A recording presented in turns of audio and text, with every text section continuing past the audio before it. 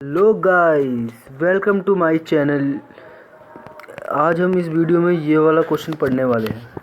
इस क्वेश्चन में क्या पूछ रहा है, ये एनडीए के 2025 के फर्स्ट में पूछा गया ये सवाल है।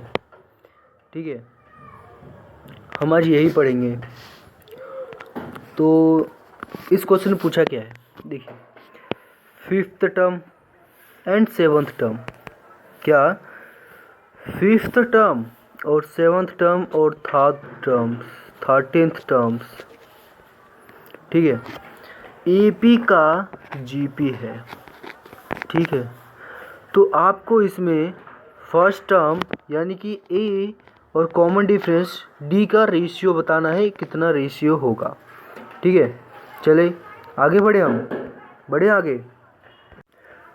देखिए, आपको क्या करना है कि पहले टर्म को ए मान लेना है और कॉमन डिफरेंस को डी मान लेना है। ठीक है, इतना समझ जाओगे, मान लोगे ना, तो ठीक है। अब आपको इन सभी की टर्म निकालनी है। ये कौन से फॉर्मूले से निकलेगी, ये होगा ए एन इक्वल्स टू, याद आ रहा है कुछ थोड़ा थोड़ा, ई पी का formula, E plus N minus one D into में डी। ठीक है, ये है, ये था फॉर्मूला।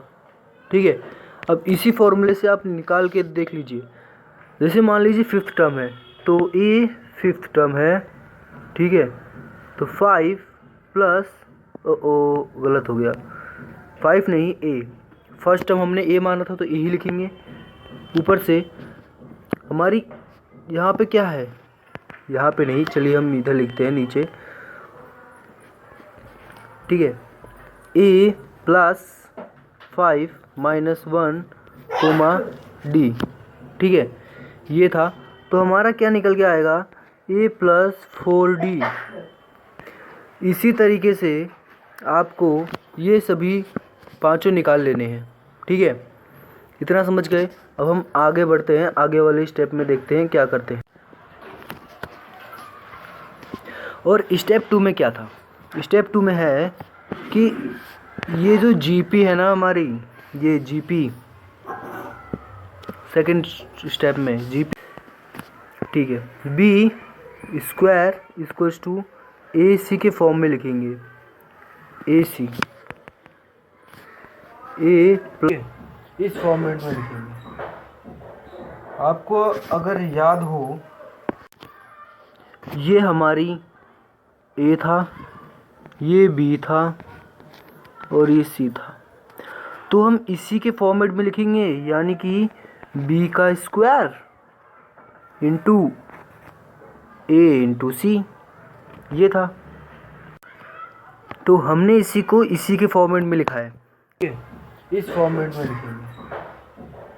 आपको अगर अब आपको इस इक्वेशंस को सॉल्व करनी है, इन इक्वेशंस को सॉल्व करनी है आपको अब।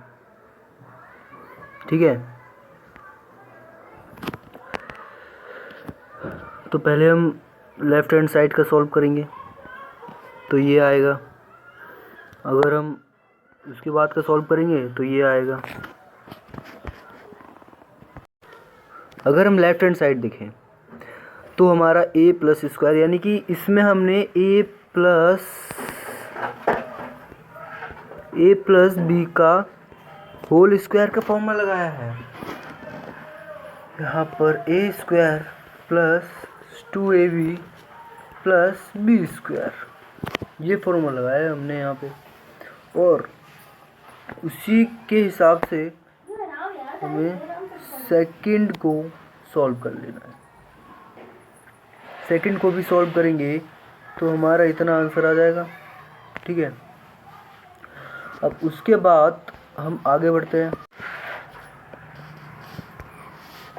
देखो, वो बी स्क्वायर इक्वल्स टू ए सी का हमने कर लिया, तो यहाँ पे इसलिए ये बराबर आया है।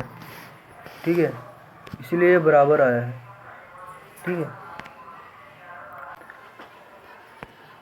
तो अब ये जो हमारा प्लस का बचा है, ये और ये, इनको, इन सभी को इधर लेके आ जाओ। इन सभी को जब इधर लेके आओगे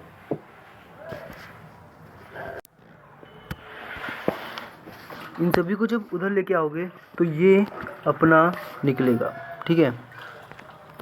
और इसी में से आपको 4D कॉमन लेना है, क्योंकि D सब में दिख रहा है, तो हमारे पास ये बचेगा, ये बचेगा।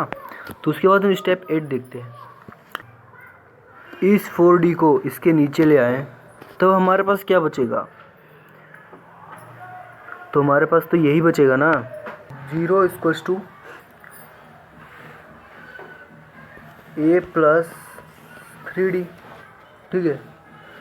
अब आप इसको इधर लेके जाओगे तो A equals to minus 3D, ठीक है। अब हमसे क्या पूछा था, A अपॉन D का रेशियो कितना होता है, ठीक है। A अपॉन D का रेशियो कितना, ये होगा -3, ठीक है। अगर आपको वीडियो अच्छी लगी तो लाइक करें, सब्सक्राइब करें एंड शेयर ज़रूर करें।